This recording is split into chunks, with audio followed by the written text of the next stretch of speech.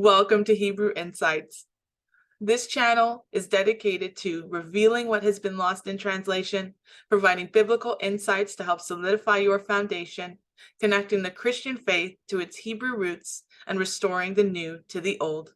Join me on a journey through the scriptures from a Hebrew perspective. Today's topic, the Great Serpent. In Genesis 1:20, we read, in the English, "Then God said, let the waters abound with an abundance of living creatures, and let birds fly above the earth across the face of the firmament of the heavens." The first word we're going to look at is translated in the English as abound. It is sharatz in the Hebrew, and this means to swarm and to overflow. The next word we're looking at is translated in the English as creatures, and this word in the English is nafash. It means a being, it is the essence of life, and to have breath. The next word we're looking at is translated in the English as living, and this is chaya in the Hebrew, and this means to have life, breath, existence.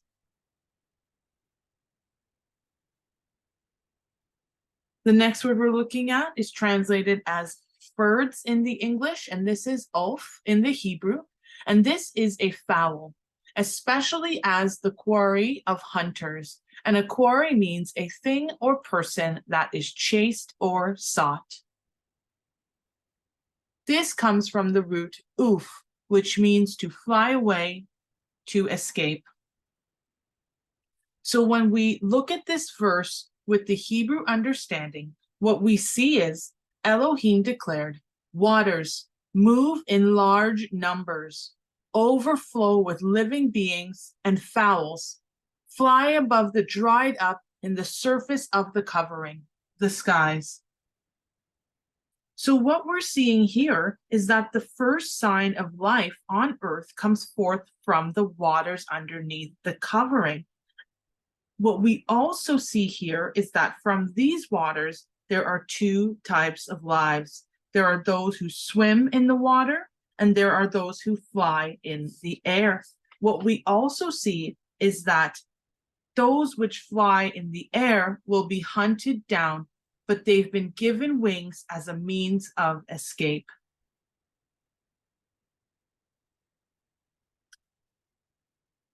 In verse 21, we read, so God created great sea. Now, depending on the version that you have, it may say creatures, monsters, or whales, and every living thing that moves, with which the waters abounded, according to their kind, and every winged bird according to its kind. And God saw that it was good. Now, the first word we're going to look at, as you saw, was translated in the English as monsters, creatures, or whales.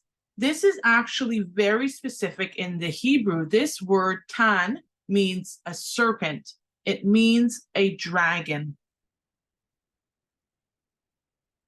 The next word we're going to look at is translated in the English as moves, and this is ramas, and this means to move, to live, to be. The next word we're looking at is translated in the English as winged, and this is kanaf in the Hebrew, and it means to be cornered. When we look at this verse with the Hebrew understanding, what we see is Elohim created the great sea serpents and the life of all moving beings which the waters swarmed, of their kind, and all winged birds of its kind. Elohim recognized that which was good.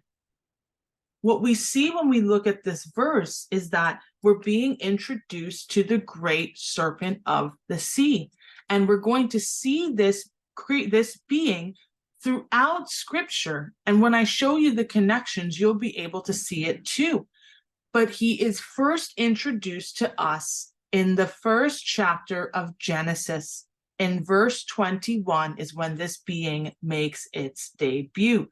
And we see that he is introduced as the opposition to those who swim in the water.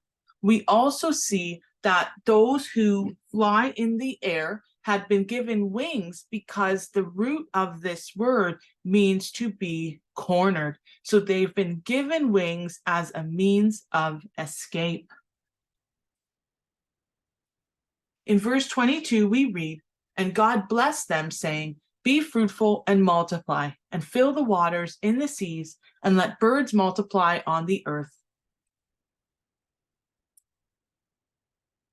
The first word we're going to look at is translated as blessed in the English, and this is barach in the Hebrew, and it means knee. It means to kneel down and to be obedient. The next word we're going to look at is translated in the English as multiply, and this is ravah in the Hebrew, and it means to become progressively greater, to be abundant of number, strength, or authority.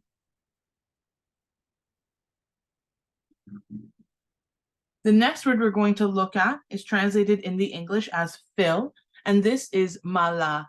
And this means, in the Hebrew, it means to occupy to the full capacity. So when we retranslate this verse with the Hebrew understanding, what we read is, Elohim rewarded their obedience, saying, reproduce and increase, and take up space in the waters in the seas to its full capacity. Birds increase on the earth. So what we're seeing here is that to be obedient is to be blessed, and to be blessed is to be obedient.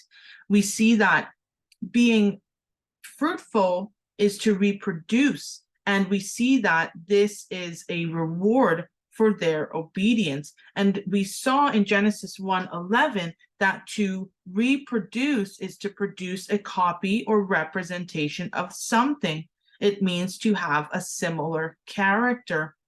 So we see that Elohim tells those in the seas and in the air to reproduce and to increase. And we see that the increase is the reward for their obedience. It is the result of obedience, cause and effect. We spoke about that in a previous episode. What we also saw was that the root of multiply was ravah, and this is where the word rabbi comes from. And it is one who is abundant in authority. It is a master or a teacher. And this is why Yeshua told us not to call anyone rabbi. It's because only God, who is known by his word, which is also his son, is abundant in authority, because he is the creator of all things. So he declares, and it is so. So he is the authority in heaven and on earth. This is why we are to call no one rabbi. In verse 23, we read, "So the evening and the morning were the fifth day." Now, what we see here is the fifth of 6 cycles. As we spoke about, the evening and the morning are important cycles that happen in this story that have a deeper meaning that we will find out by the end of the 7th day. What we also see is that this 5th day that we read in verses 20 to 22 reflect the 5th seal that we see in Revelation chapter 6. They are mirrored, and what it's showing us is that the obedient will reproduce and increase. They will be hunted down by the great serpent, and they will be blessed for their obedience. So as we do every week, here are your connections for verse 20. Here are the continued connections for verse 20. Here they are for verse 21, verse 22, as well as verse 23. I'd like to close in prayer. Yehovah bless you and guard you. Yehovah make his face shine upon you and grant you favor. Yehovah lift up his face toward you and grant you restitution. Place my name upon the children of Israel, and I will bless them.